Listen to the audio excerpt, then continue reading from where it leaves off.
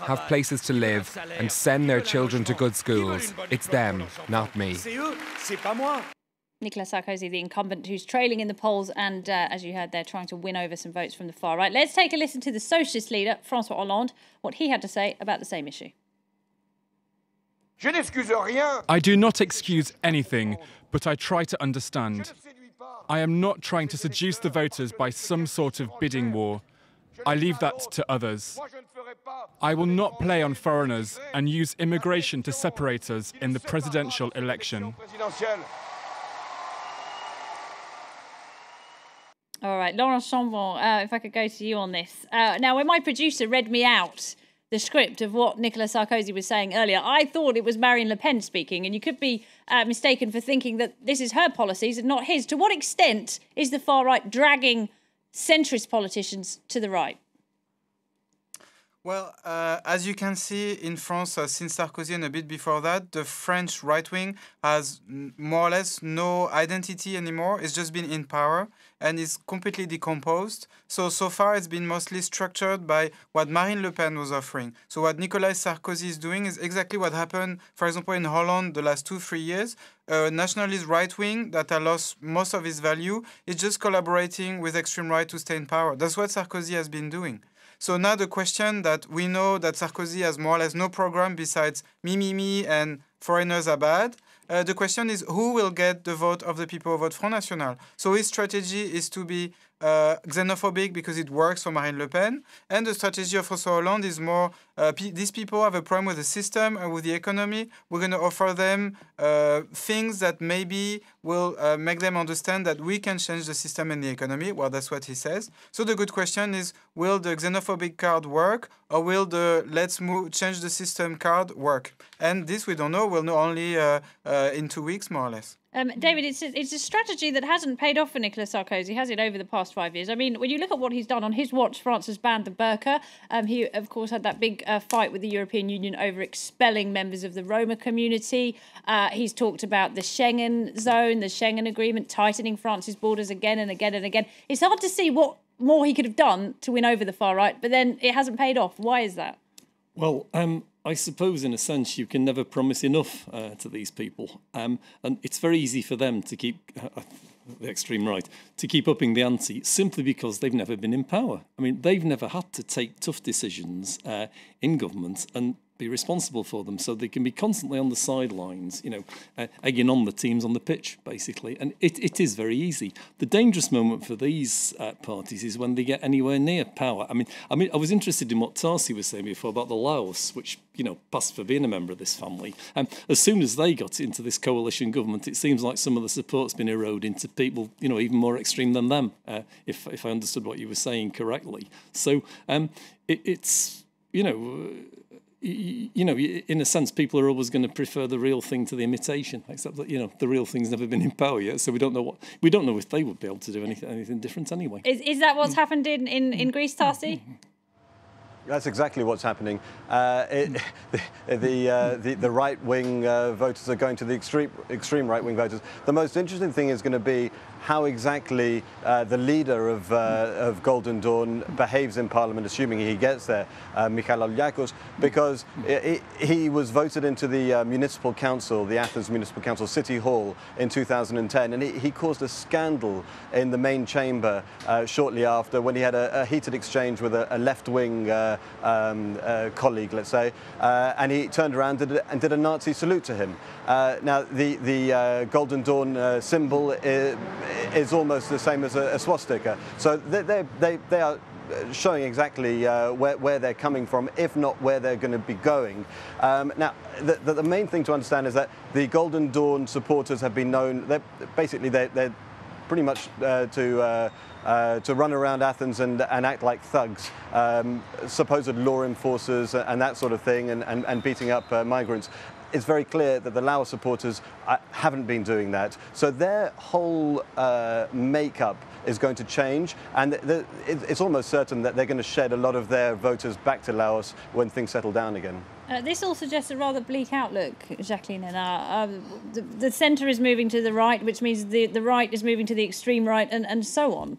Yeah, well, I'm not sure that the right will always move to the extreme right, but it is very tempting in a moment when it's really everything is about power, and when you can see these 6.4 million voters that seem to be up for grabs. I'm not so sure that they are up for grabs, because we do not know how many of them will simply not go show up for the next round of elections. Yeah? And I'm not sure that all this running after their vote and finally compromising the line of the centre-right party, whether this will really pay off in the end, because you may lose some voters, more to the centre. Do you think Nicolas Sarkozy's tried to do a deal with the devil and seen it blow off in his face? I think there's a high risk at running after the right extreme population, because those who are the voters, many of them are not very educated. Many of the first round right-wing voters, they're just there to protest. And I'm not sure that this will pay off. I think it's a very high risk.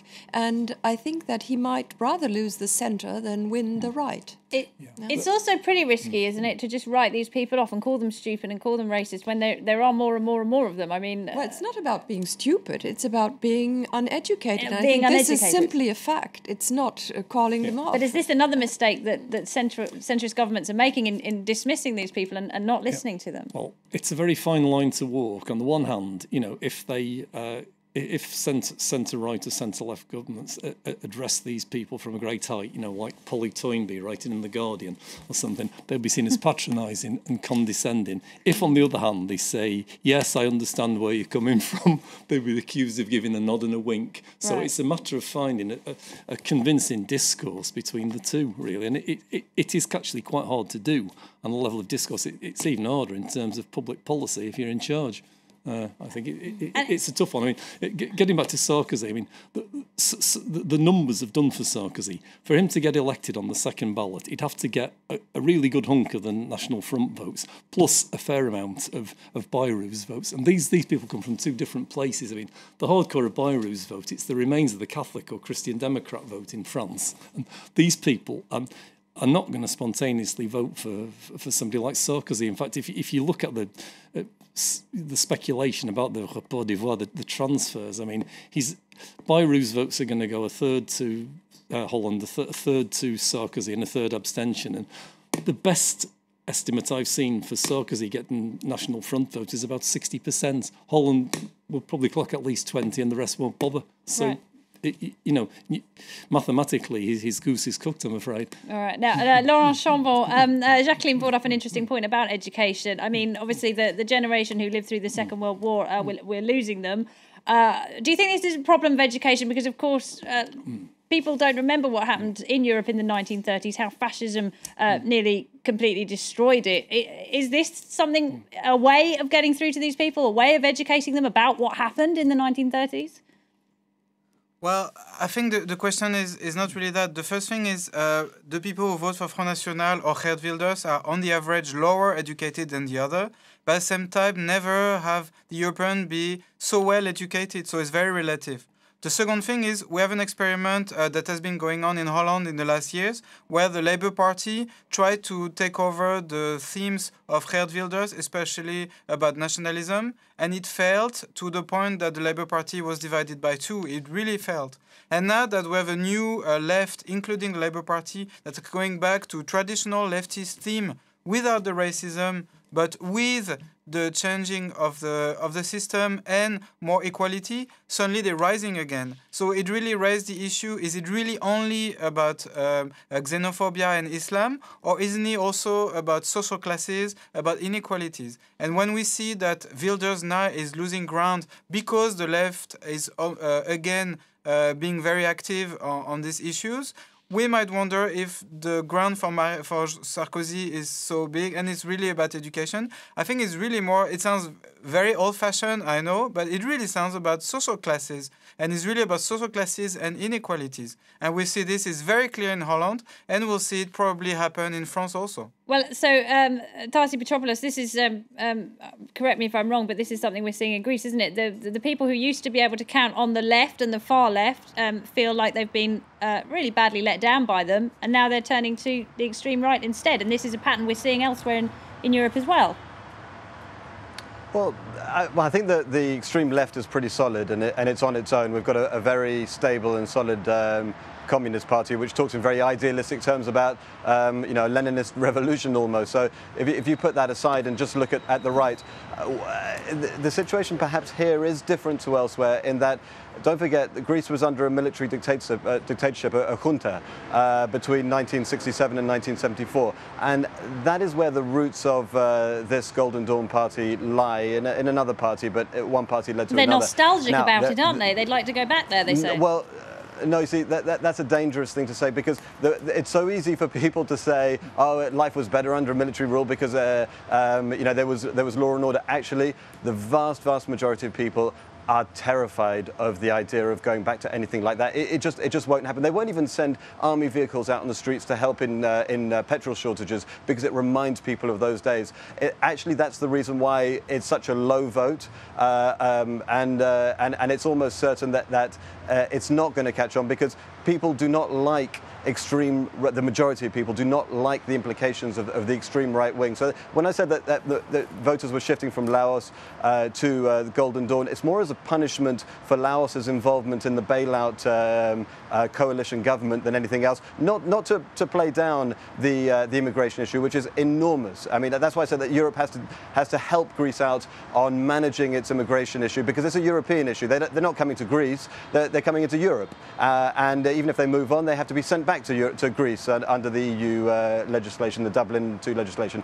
So, and analysing the far right here, we need to remember that there's a past that a lot of people are more than uncomfortable with. They just don't want it again. Similar perhaps to Germany. It's a paradoxical situation. I mean, Tassi is saying Europe has to help Greece with immigration, and one of the reasons that the far-right parties are getting so strong is that there is so much immigration. But on the other hand, with the far-right parties getting stronger and stronger in Europe, the European institution, there's less and less power. There's less possibility to push through any politics. You mean the EU? You mean Brussels?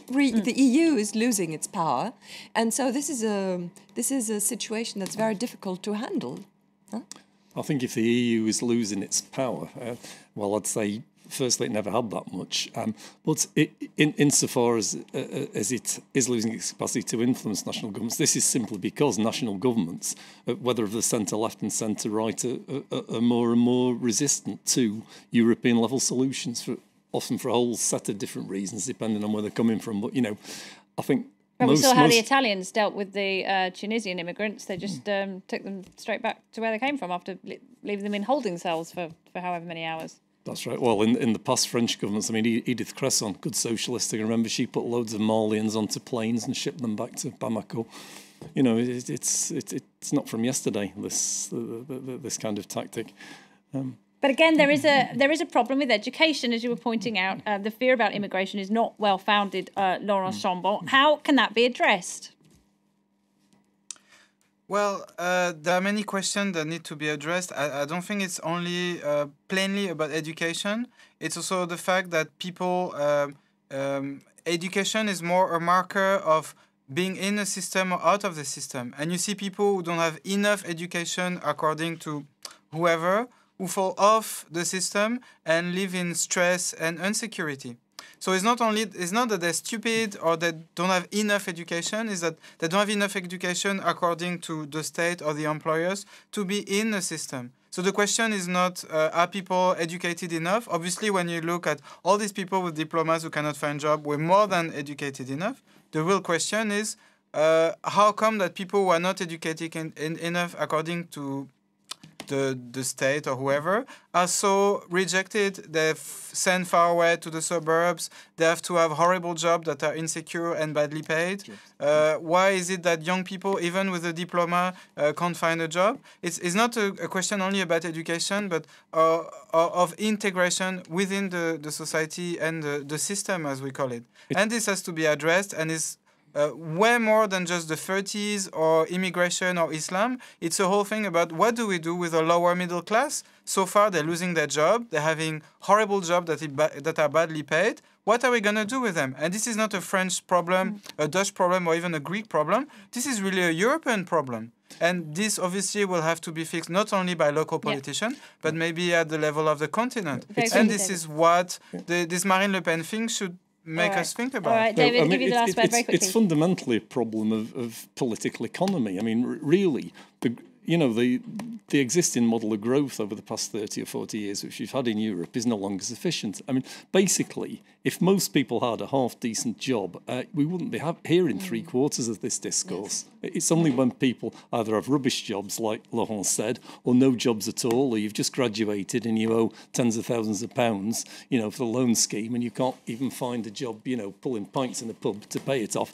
It's when this kind of thing happens that, that the whole system comes into question. The only way we will begin to solve these problems, and this includes immigration as well as the underqualified and lowly paid, is by restoring some kind of economic growth. And this at the moment, it's just not happening. It's not evident how you do that.